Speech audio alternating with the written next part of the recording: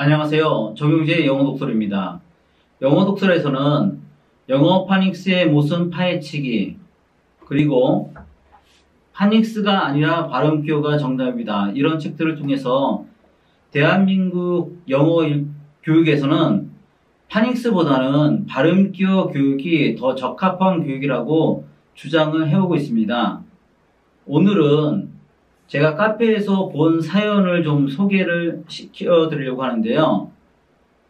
이런 내용을 보면 저는 이래도 파닉스를 가르칠 건가 라는 생각을 하게 되는데, 거의 대부분은 그런 생각들을 전혀 못하고 그래도 파닉스를 가르쳐야 된다 라는 생각을 하시는 것 같습니다. 저는 이런 것을 볼 때 조금은 비정상적인 교육이 아닌가 라는 생각을 하게 됩니다. 그럼 제가 보게 된 사연을 소개해 드리도록 하겠습니다. 두 가지 사연인데요. 한 가지 사연은 지금 1월달부터 7월달까지 약 6개월을 학원에서 파닉스를 배우고 있다라고 합니다. 그런데 아직도 쉬운 영어 단어를 잘 읽지 못한다고 합니다. 그래서 왜 이럴까? 파닉스를 6개월 동안 배우는 것이 괜찮은 건지 글을 남기신 분이 계셨습니다. 또 한 사연은 조금 심각한데요. 중학교 2학년 부모님이 남기신 글입니다. 초등학교 때 영어학원에서 파닉스를 그렇게 열심히 했는데 요즘 새삼스럽게 깨닫게 됐다고 합니다. 아이가 영어 단어를 잘 읽지 못한다고 하는 거죠. 왜 파닉스를 배우는데 영어 단어를 잘 못 읽을까요? 이렇게 카페에 글을 남겨놓으니까 많은 분들이 보시고, 정말 많은 분들이 봤습니다. 조회수가 하나는 1800, 하나는 2500, 두 가지 사연 모두 이렇게 조회수가 높은데요. 그리고 댓글도 많이 달렸습니다. 40개, 60개 이 정도 달렸는데, 거의 대부분의 댓글들이 뭐라고 하냐면 파닉스만 배워서는 잘 못 읽더라고요. 이미 많은 분들이 경험을 했다는 거죠. 파닉스만으로는 영어 읽기가 해결이 안 된다라고 알고 있습니다. 그러면서 하는 말이 많이 듣고 많이 읽어야 되더라고요. 그래서 뭐냐면 저희 아이는 파닉스 한참 뗀지 한참 됐는데 아직도 긴 단어나 처음 보는 단어는 이상하게 읽어요. 이런 글이 있고요. 아니면 파닉스 법칙이 다 적용되는 건 아니더라고요. 줄줄 읽지 못하더라고요. 많이 듣는 수밖에 없는 것 같아요. 영어는 예가 많잖아요. 그래서 한글이 우수하다는 생각이 더 듭니다. 이런 말도 남겼습니다. 그리고 파닉스는 가볍게 떼고 책을 많이 읽는 게 좋다고 생각합니다. 저도 파닉스를 배우면 줄줄 읽을 줄 알았는데 그렇지 않아서 머리가 아팠던 기억이 있습니다.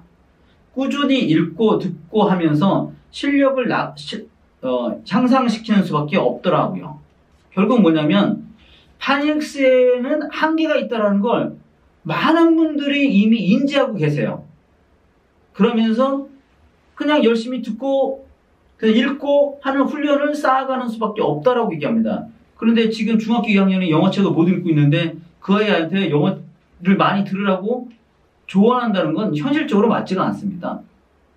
조언이 아닌 것이죠. 저는 이런 상황을 보면서 우리는 지금 대한민국의 거의 대부분의 부모님들이 파닉스라는 우물에 빠져 있다, 이런 생각을 합니다. 그리고 거기서 헤어날 생각을 전혀 못하고 있습니다. 그 파닉스라는 우물에서 벗어나면 훨씬 더 편한 길이 있는데 거기에 빠져서 서로가 잡아 끌고 있다라는 생각이 듭니다. 파닉스가 아니면 안 돼. 또 깊게 들어가면 파닉스만으로는 안 돼. 듣기, 읽기를 조금 더 많이 해야 돼. 라고 하면서 파닉스가 아니면 안 되는 것처럼, 그러니까 서로 막 모순이면서 악순환이면서 이 안에서 그냥 막 치고받고 하는 그런 상황이 지금 벌어지고 있다라고 생각을 합니다. 이 파닉스라는 우물에서 벗어나서 발음 기호를 가르치면 짧으면 일주일, 길어도 2주일이면 파닉스가 추구했던 영어 읽기 교육은 완성이 됩니다. 그리고 중학교 2학년인데 영어를 못 읽는 아이, 이 아이에 대해서 그래도 현실적인 조언을 하신 분들이 계세요. 그래도 발음 기호를 가르치면 어렵고 긴 단어를 읽을 때 사전을 찾아서 발음 기호와 같이 들으면 훨씬 도움이 되더라는 얘기를 합니다. 그래서 귀로 듣고 눈으로 확인하니 더 정확한 발음을 하는 것 같아요. 이게 바로 제가 발음 기호를 배우라고 말씀드리는 이유입니다. 듣기를 하잖아요. 파닉스를 배운 사람들도 파닉스만으로 안 되기 때문에 전자사전을 찾아서 들으라고 얘기합니다. 그랬을 때 발음 기호를 알고 있으면 전자사전을 찾아서 그 원어민 소리를 들을 때 같이 발음 기호를 보면 그 발음을 훨씬 더 명확하고 정확하고 깨끗하게 그리고 오래도록 기억을 할 수 있다라고 하는 겁니다. 그냥 소리를 듣는 것보다는 또 한 가지 보조적인 수단을 동원하기 때문에 기억이 훨씬 더 오래 간다라고 하는 겁니다. 그래서 발음 기호를 배우라고 말씀드린 겁니다. 특히나 지금은 전자사전을 훨씬 더 쉽게 이용하기 때문에 근데 그 전자사전에서는 거의 100% 발음 기호가 딸려 있다라고 하는 겁니다. 굳이 그 전자사전에 달려있는 발음 기호를 무시할 필요 없이 발음 기호 교육은 빠르면 일주일, 고등학생은 한두 시간이면 끝납니다. 그렇게 오래 가는 게 아니기 때문에요. 그걸 배워서 사전에서 들을 때 그걸 같이 활용하며 훨씬 더 발음을 익히는데 도움이 된다라고 하는 겁니다. 그래서 발음 기호만 주장을 하고 파닉스만 주장을 하고 발음 기호를 무시하는 지금의 교육은 비정상적인 거고요. 파닉스만으로는 절대로 지금 이미 이제 가르친 부모님들, 초등학교 고학년쯤 되는 부모님들은 파닉스만으로는 안 된다는 걸 알고 계세요. 그럼에도 계속해서 파닉스를 주장하고 있는 현실이 저는 비정상적이라고 말씀을 드리는 겁니다. 파닉스는 이미 그러니까 파닉스를 배우고 그 다음에 영어 듣기를 많이 하고 이런 게 아니고요. 영어 듣기를 많이 해서 소리값을 먼저 많이 알고 있는 사람이 파닉스를 배우는 것이 올바른 순서입니다.